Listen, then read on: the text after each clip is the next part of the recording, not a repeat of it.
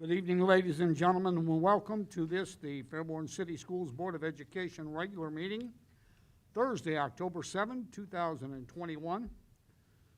Before we go to the Pledge of Allegiance, I would like to introduce, and she will lead us in the pledge, Miss Katie Ann Munger. Katie, thank you.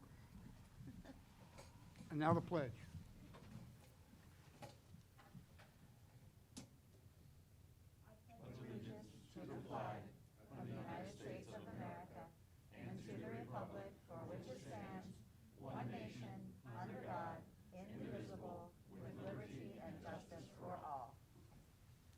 Thank you, Katie.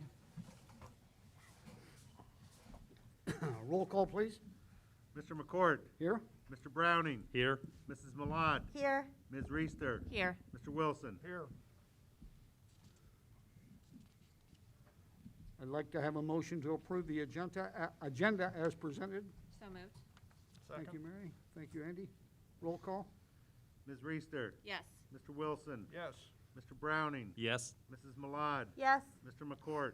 Yes.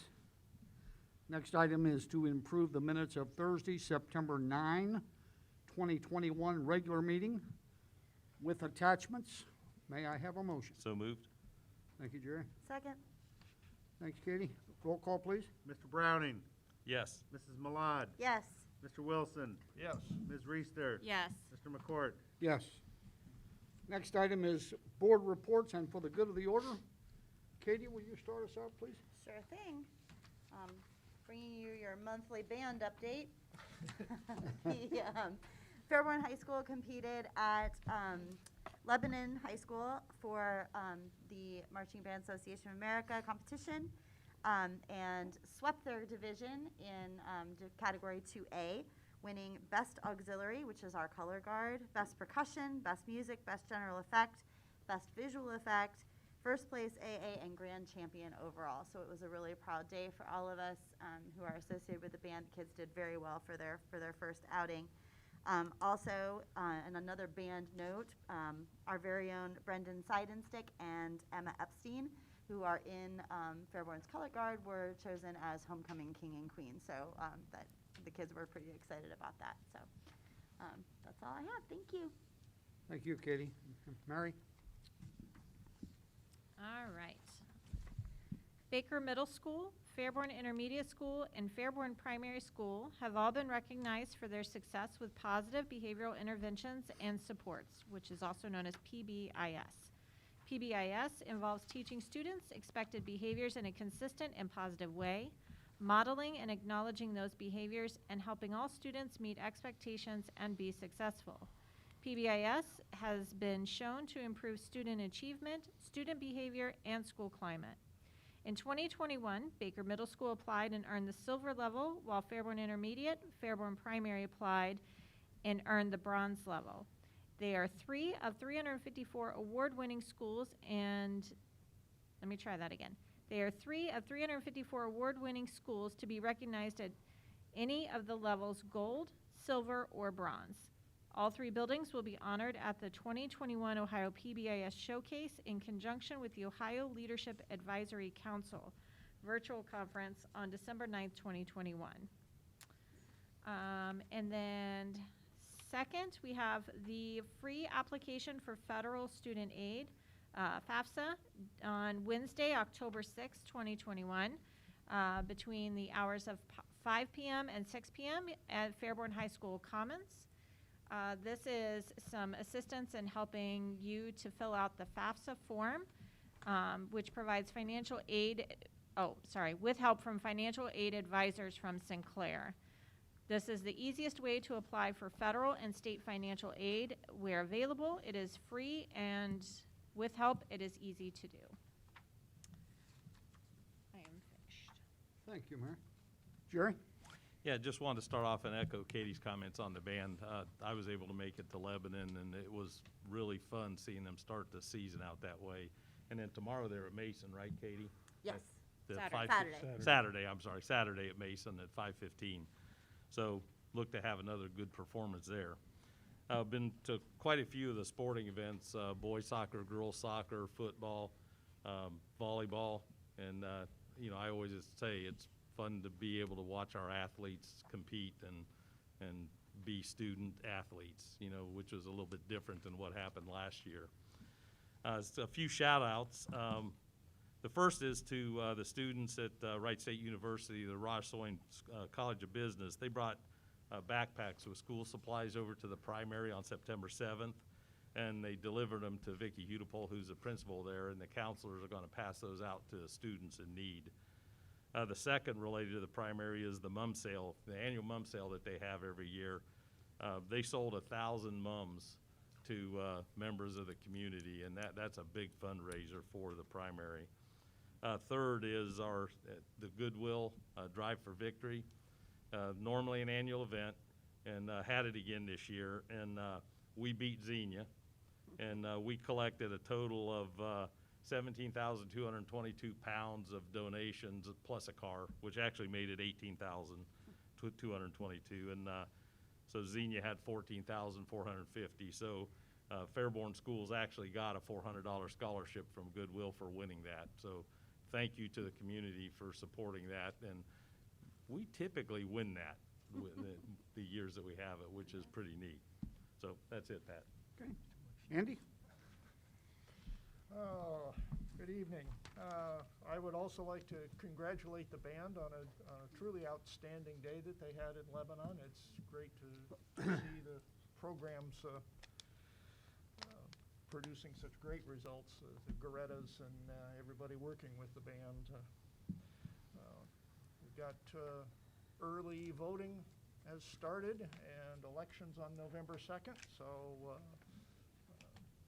we have city council, school board, police and fire levy on the ballot, and a countywide jail levy on the ballot. So take a look at those and vote. It's important.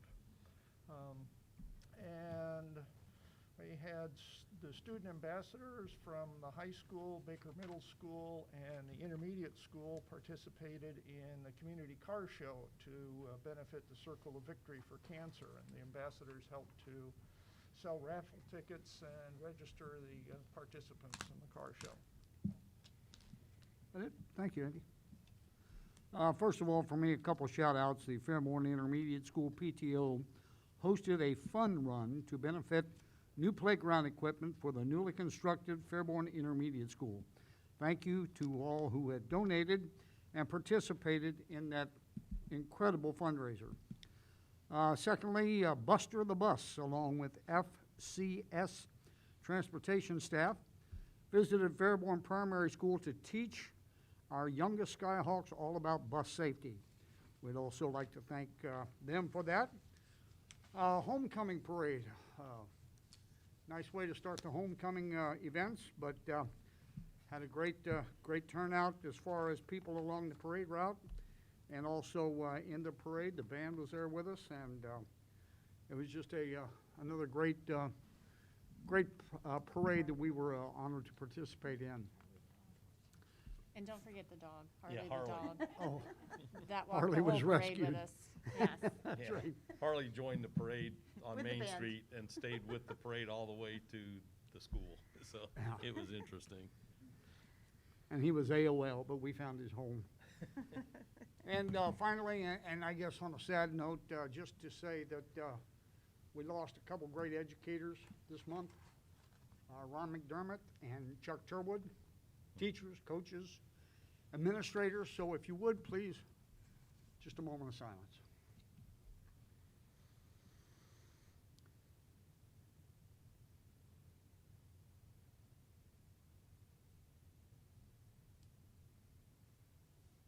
Thank you very much.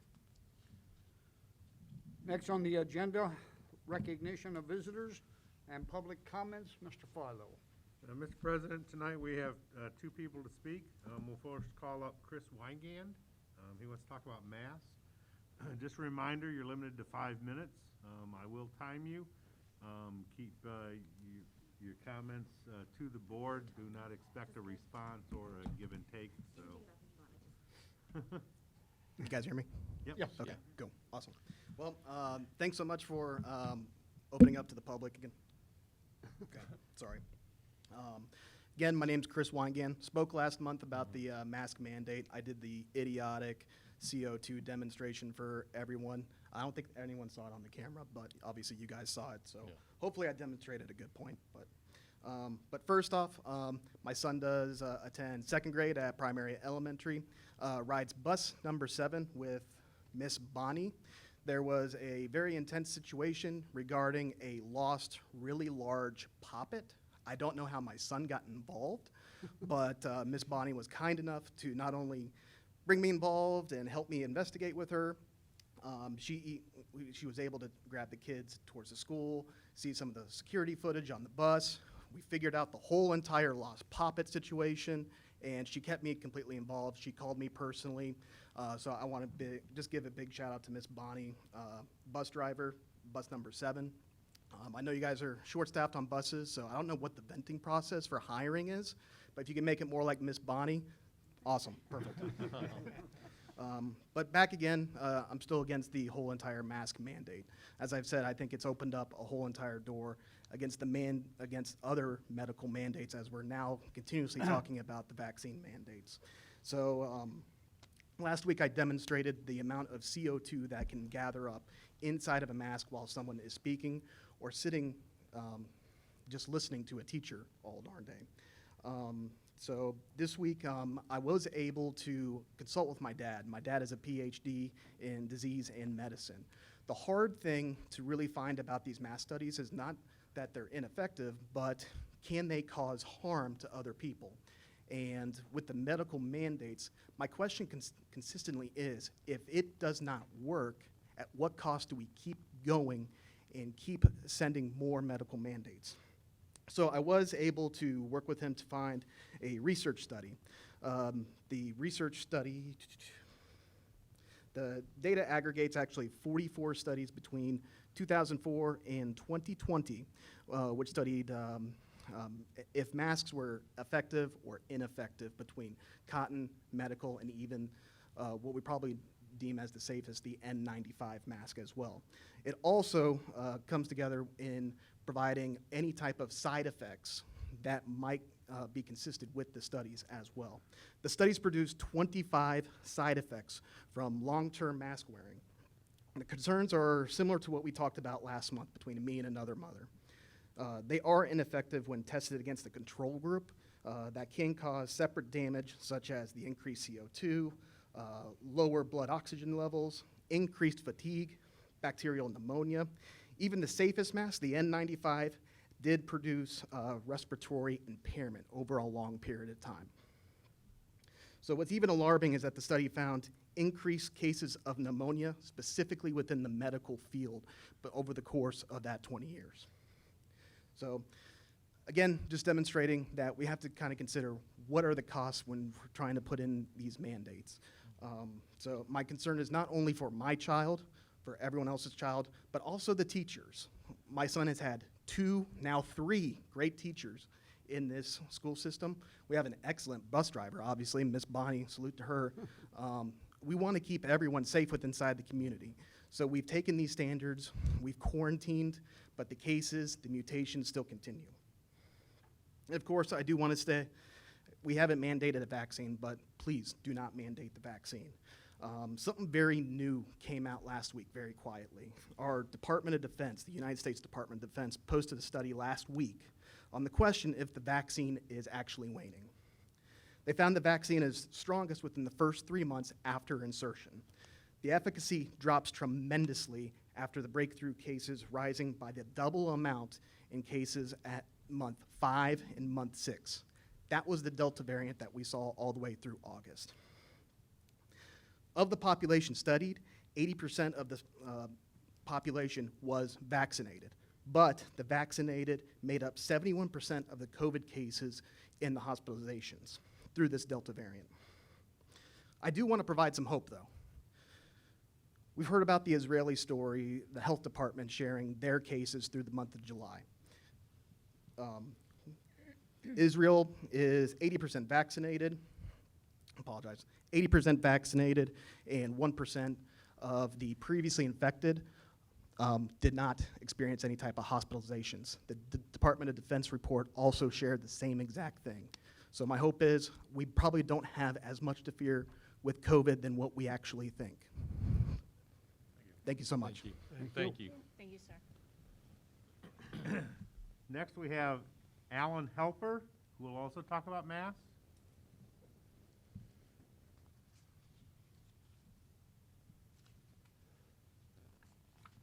Not quite as tall. Is that, here, I'll just hold it. Yeah.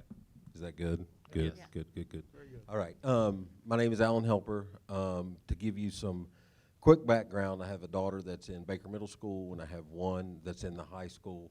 I'm also an RN with a bachelor's. I'm a licensed school nurse, and I'm currently a district nurse for another school system. There are two issues that I'm going to talk about this evening.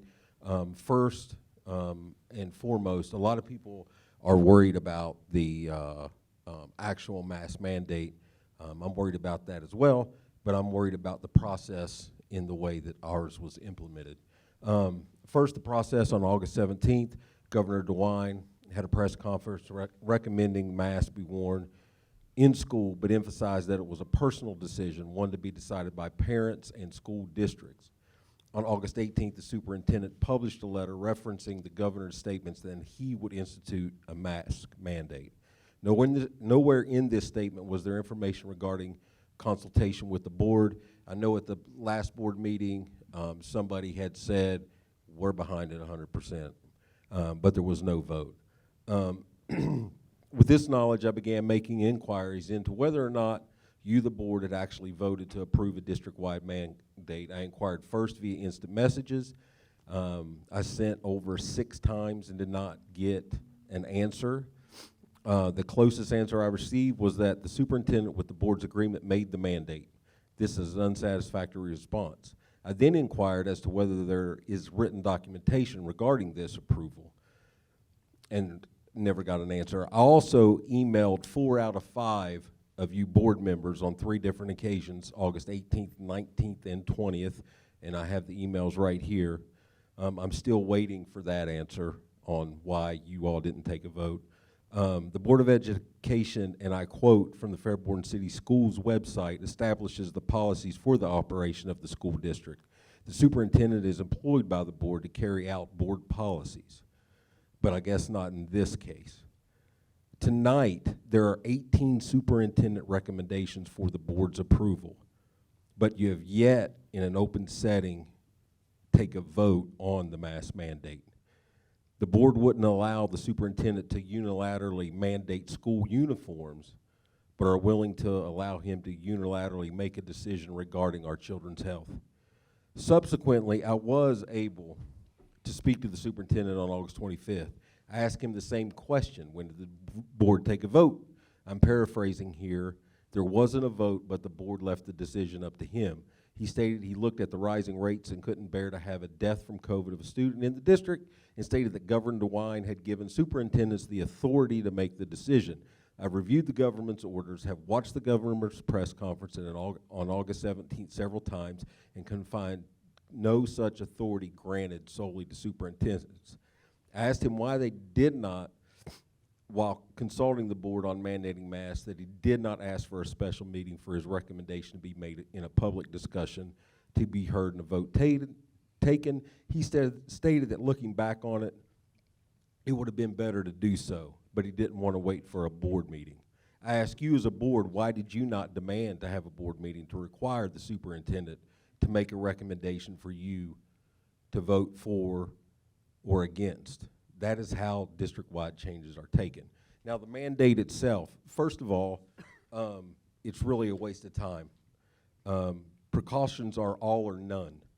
CDC guidance is to wear a mask and maintain a 6-foot distance. All of you wearing a mask, sitting up here, are as at much risk as you would be if you were standing 6 foot away from each other without a mask on. It's the exact same.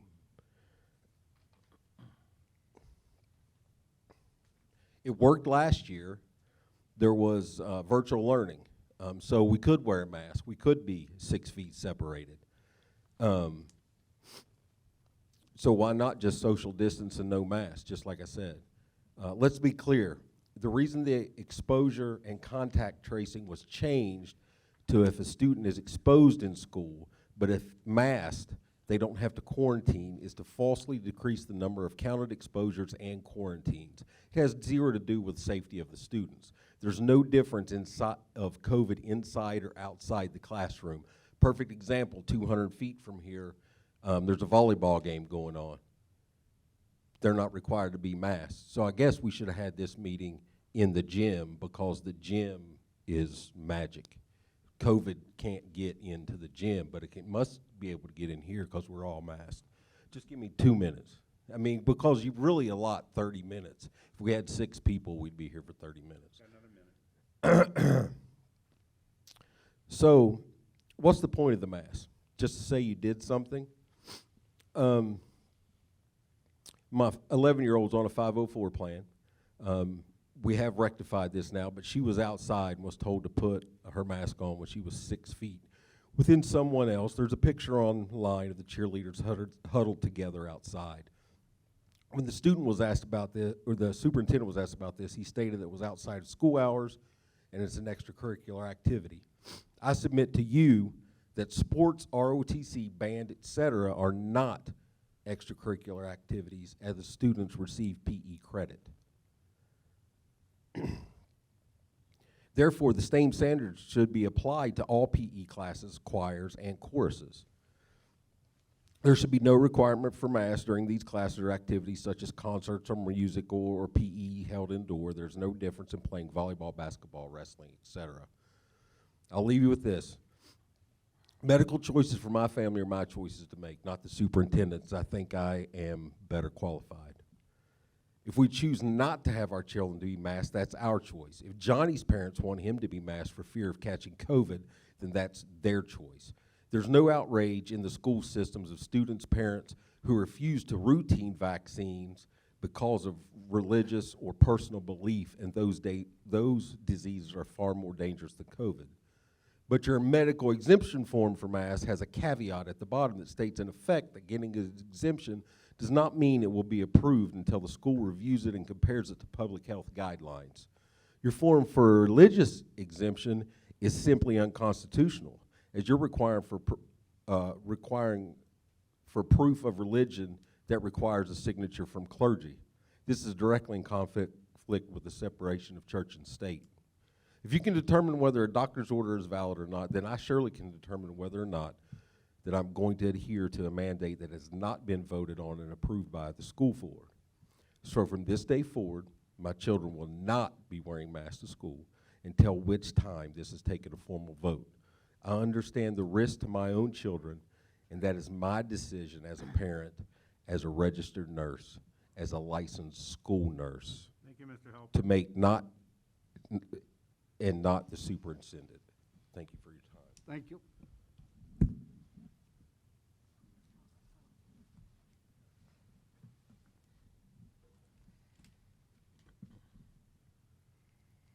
No other visitors, just those two? Those two. Okay. All right, we'll move on to school district presentations. Okay, thank you, Mr. McCourt. From the Greene County Career Center, update, Mr. Mike Eaker. Good evening, Mr. President and Board, Mr. Lawley, Mike Philo. Just wanted a couple of quick notes, and biggest one was that on September 30th, we held the first ever Aviation Career Fair at the airport using our hangars. We had over 150 students sponsored by the Aviation Maintenance and our drone and UAS technology programs. In addition to the GCCC students in attendance, we also welcomed those from Wayne and Stebbins High School, plus Warren County Career Center, Ohio High Point Career Center, and Miami Valley CTC.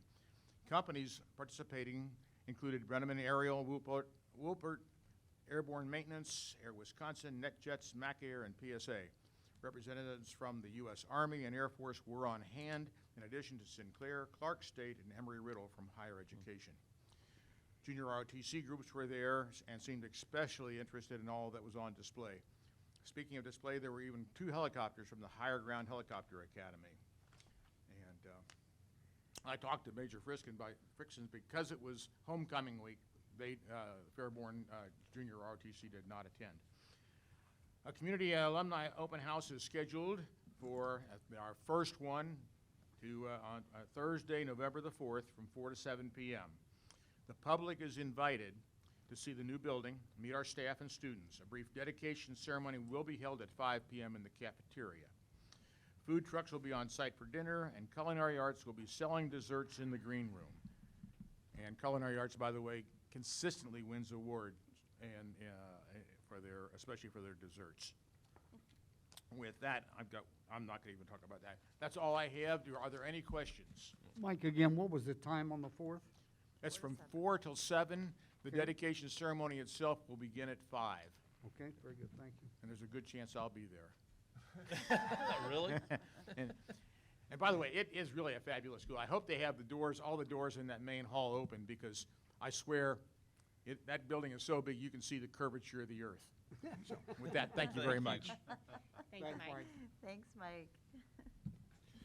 Okay, next, we have another group of Fairborn's finest here tonight to do a little presentation on a competition cheerleading trip that they would like to take. So cheerleaders, come on up and let's take it away.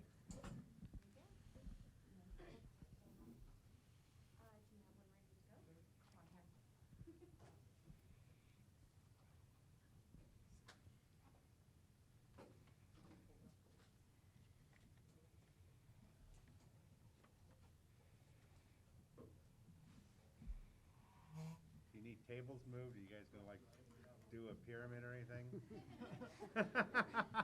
You gotta join them, Mike. You're now a cheerleader. I was told I'm not in danger.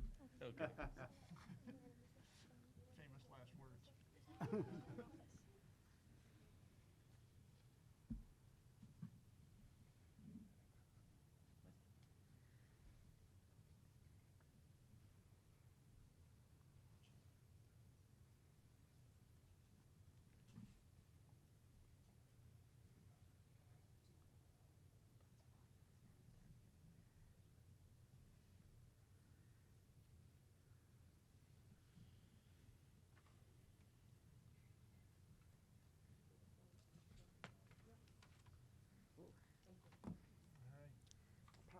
Hello, my name is Kalea Lively. I've been cheering here at Fairborn High School for I'm a junior, so this will be my 3rd year. We are here today to propose. We want to go to the Florida Nationals competition, Mayor Cheer Nationals, March 19th to the 20th. Up to 3 days of school we miss, depending on the competition schedule. Travel plans, parents can choose either to fly or drive. We are still setting dates and times. Estimated cost per athlete is $1,000. We are estimating high. Costs include competition entry fees, travel, lodging, etc. Again, the date is March 19th to the 20th, 2022. We do have some fundraising plans already. We have some ideas. Here are some of our examples: cookie dough fundraiser, spaghetti dinner, tumbler cup fundraiser, just some of the ideas we have. This is really important to us because of COVID-19. We weren't able to compete at all last year. We have been working on this routine, this is our 2nd year working on the routine. Because of this, we think this routine is one of our best routines we've ever performed. We have grown as cheerleaders and as athletes throughout this COVID-19 and throughout these past years, and we think this is one of our strongest routines. And we think that going to Florida and showcasing this routine and showing our other schools what we can do is really important. And these ladies up here with me today, they are all amazing athletes. And I know the seniors, because they did not get the season they got last year, they do deserve this one trip, this one last moment, this one last routine. They put a lot of work in, and we all have, and it's really, this competition is really important to us, and I do believe we will do really well. So again, the competition, March 19th to the 20th. we do have more fundraising ideas, just, you know. Is there any questions? We're excited for you. No, Thank we're, you. we're excited for you. Yeah. So And go you're right. go raise the funds and represent Fairborn well. Thank you so much. Thank you. Thanks for coming. I think I spoke a little fast.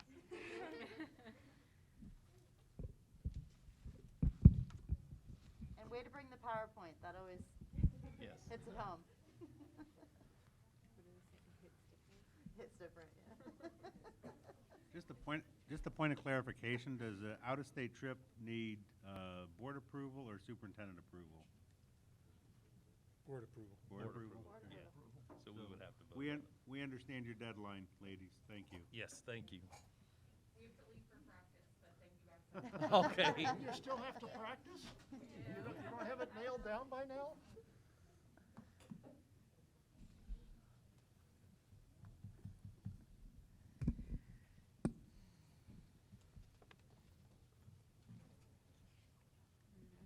You all done, Mr.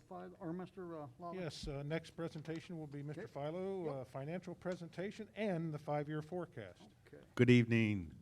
I know you guys missed presentations during the summer, so this one will probably only last 40, 45 minutes.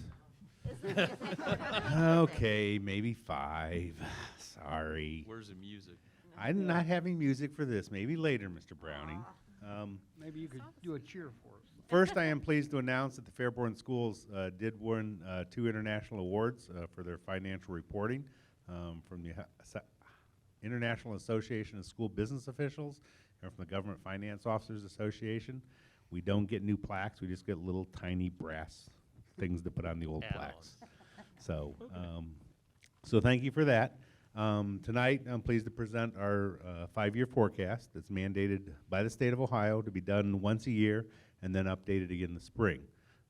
The overall takeaway is we're still in a strong financial position, but those of you that have been on the board a long time, knowing you're looking out 5 years, it never looks pretty, because it's always sort of my worst case scenario that could occur.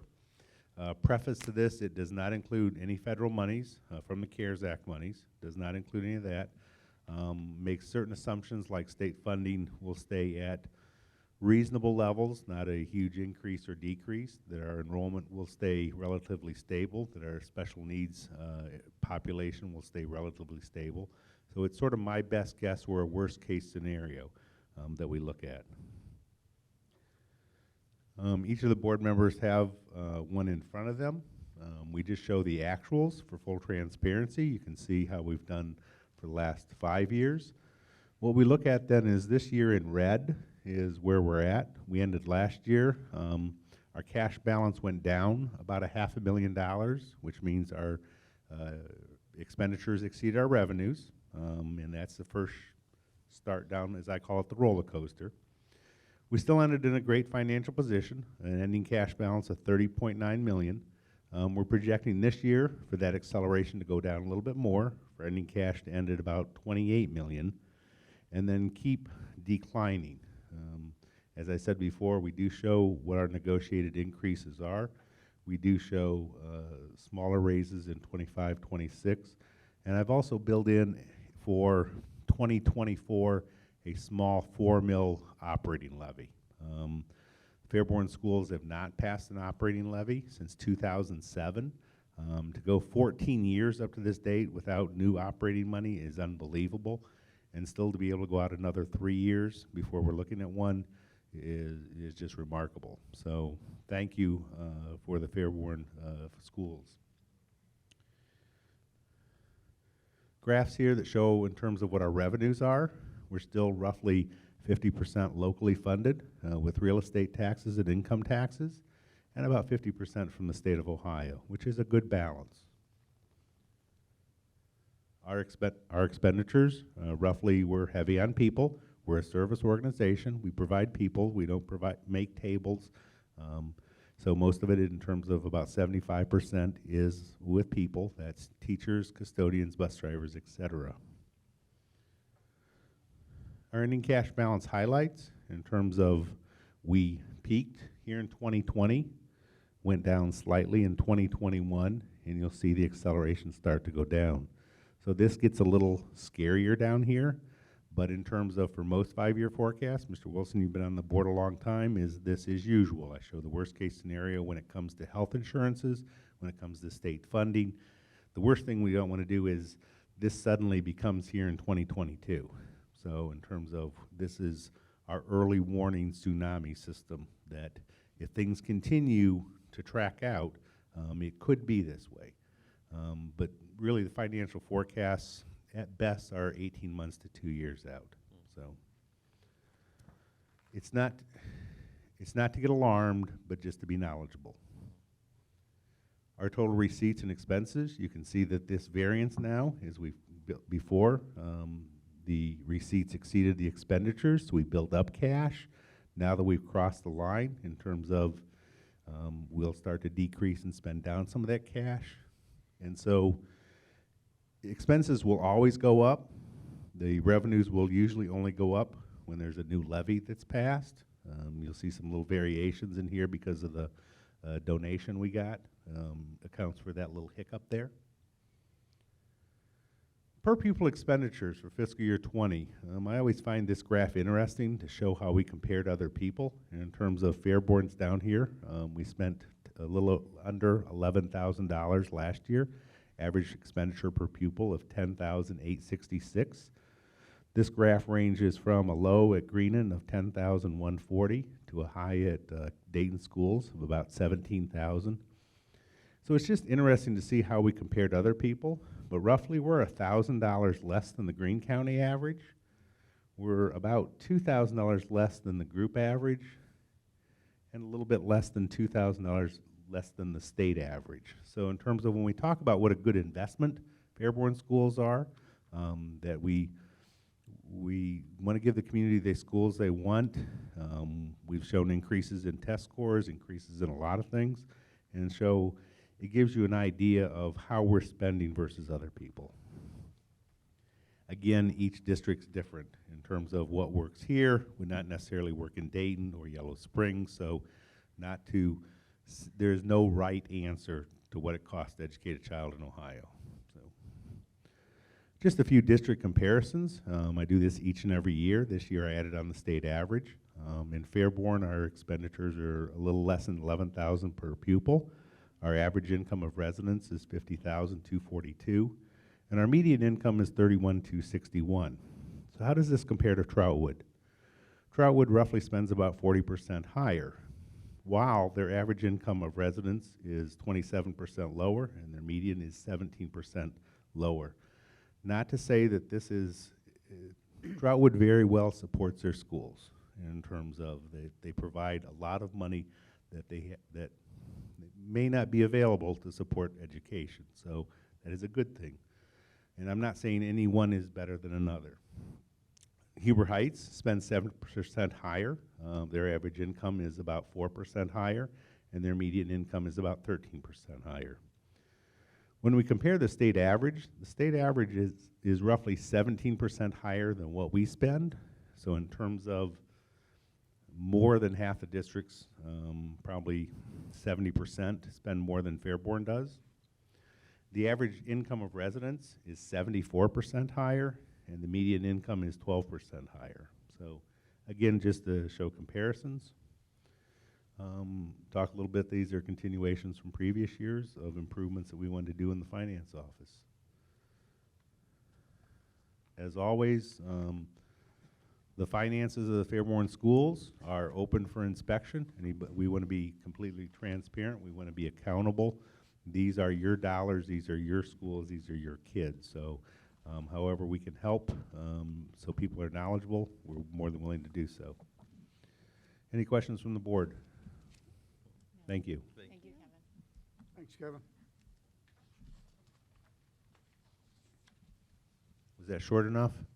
It was good. Item number 9 from the Budget and Finance Group. Treasurer recommendation is made to approve the following. 5 items there listed. So we're buying 4 new buses, Disposing. or disposing, I'm sorry. Disposing of them, yeah. May I have a motion? So moved. Second. Thanks, Mary. Thanks, Jerry. Roll call, please. Ms. Reister. Yes. Mr. Browning. Yes. Mrs. Malad. Yes. Mr. Wilson. Yes. Mr. McCourt. Yes. Motion carries. Next item, administrative reports and superintendent's recommendations. We do have a few pages. If any of the board members would like to pull any out for discussion, please do so. Mr. President, I would like to pull out Yvonne Adams, General Helper 1 at Fairborn Primary School, effective February 28th, 2022, for the purpose of retirement.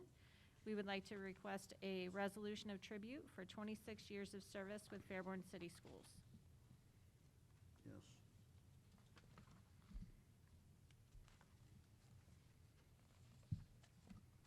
Okay. Carries over to page 9, I do believe. May I have a motion? So moved. Thank you, Katie. Second? Did I hear a second? Second. Who Thank you. moved, Mr. President? Yes. Katie. Katie? And who Yes. seconded? Jerry. Okay. Roll call, please. Mrs. Malad. Yes. Mr. Browning. Yes. Mr. Wilson. Yes. Ms. Reister. Yes. Mr. McCourt. Yes. Motion carries. Gifts and donations. Andrew, will you help us out tonight? Certainly. The community was generous this last month. We are always grateful for the donations we receive. First Presbyterian Church was $3,800 for the Fairborn Primary School. The always present Mr. or Ms. Anonymous for $1,800 for the athletic department. And we have several turf donations. Jason Anderson, $50, Todd Anderson, $50, Troy Anderson, $50. Anonymous, $20. Kathleen Dean, $25.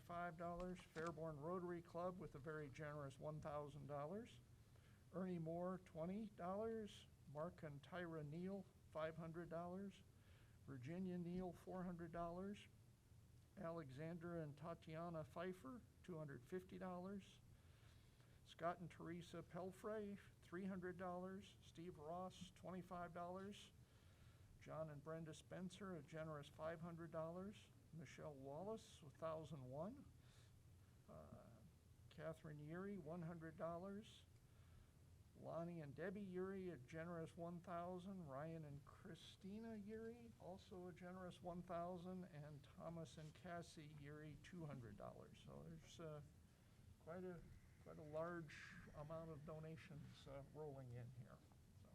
So we thank you all for these. Thank you, Andy. Mr. Philo, work session? It's anticipated that the board will go into a work session to talk about a couple items. They expect to then go from work session to an executive session to discuss some personnel items, and then adjourn from the executive session and adjourn for the evening. So no other action items other than executive session are planned for this evening. We'll take a 5-minute break. Please help yourself.